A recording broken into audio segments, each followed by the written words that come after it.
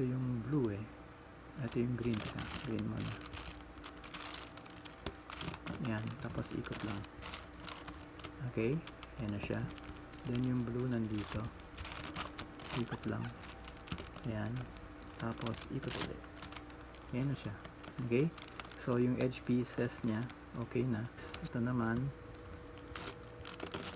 Ito siya. White, red at green. Ito yun. Kaya lang hindi naka ano yung kulay, naka-match. So ikot muna natin. Baba o dito. Ayan, red na.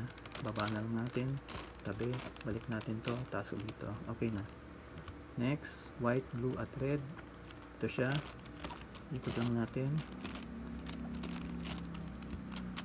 Ayan, red. Okay na, match na yung kulay.